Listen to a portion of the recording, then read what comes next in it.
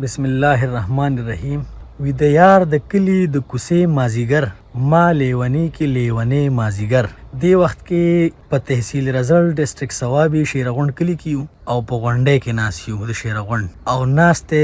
ډاکټر یاسین اقبال یوسفزی صاحب او ورسره وکاس وی چې زما یو فرمایش تر ډاکټر صاحب د نو وکاسا کم یو تا فرمایش کو ډاکټر صاحب نه ما هو د ډاکټر صاحب نه د مظلوم پښتون فرمایش کو چې ډاکټر صاحب موږ ته دغه ووینو ډېره مهرباني وي. ښه او جی مظلوم پښتون چې دی دا چې کله په 2001 کې د دنیا غټ طاقتونه یورپو دا ټول د افغانستان نه تاو شو او بمبارۍ شروع شوې نو غالبا د انټرنیشنل میډیا یو کس د یو بابا نه تپوس وکړو چې دا څه چل دی نو هغه ورته وی خلک وی چې یو ملک دی او ډیر زورور دی وی زه پیژنم نه خو امریکا ورته وی نو وی هغې په افغانستان باندې حمله کړې ده نو هغه وخت کې لکه زما دا سوچ راغی چې دې غریبانانو ته پته هم نشته چې امریکا څوک ده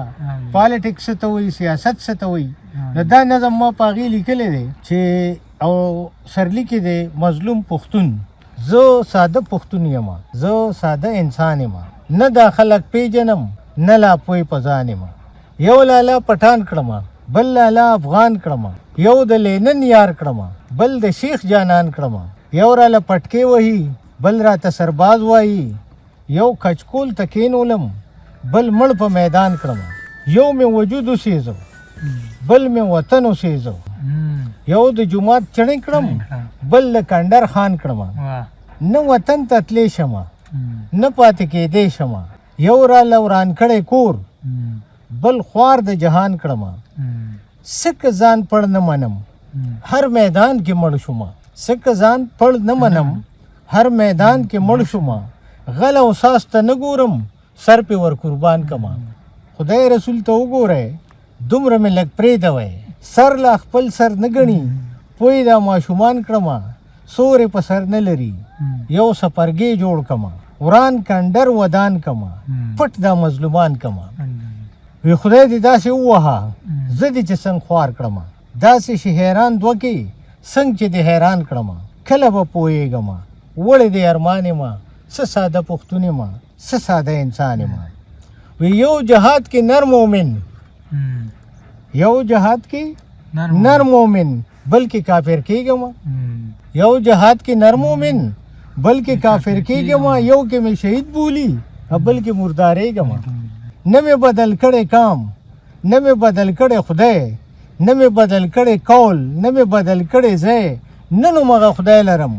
هغه مسلمان یم څه ساده پښتون یم څه ساده انسان یم وی زم که د جومات په لور غټ بنیاد پرست یم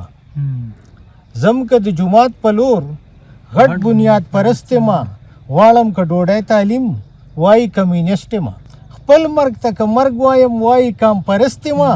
رونه که خپل نه وجنم خان مې وایي پست یم رونه که خپل نه وجنم خان مې وایي پست یم یو دوه کې حیران یم داسې سرګردان یم زه ساده پښتون یم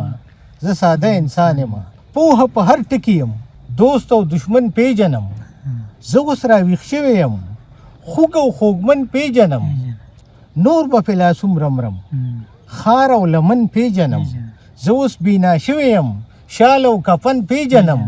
وخت لکه د باد درومي دا قیامت به هم تیر شي نور وازونه نه اورمه پاک او پمن پیژنم دومره لیونی نه یم نور به مې څوک نه وژني نور په خوږو خلو نه ځم زړونه خیرن پیژنم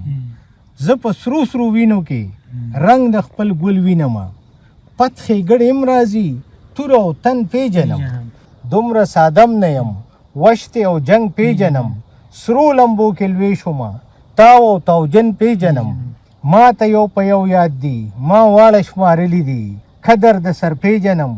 ګل د وطن پیژنم دا زما د قام بچي ولې ارزان تللی دي نرخ د کلي پیژنم اور د خپل تن پیژنم واړه تور به تور کما واړه تور به تور کما واړه سپین به سپین کما هر حساب به سر کما وخت او وزن پیژنم هر دښمن به خورې کم زه د رکېدو نه یم زه د ملالۍ د کور لوڼه زامن پیژنم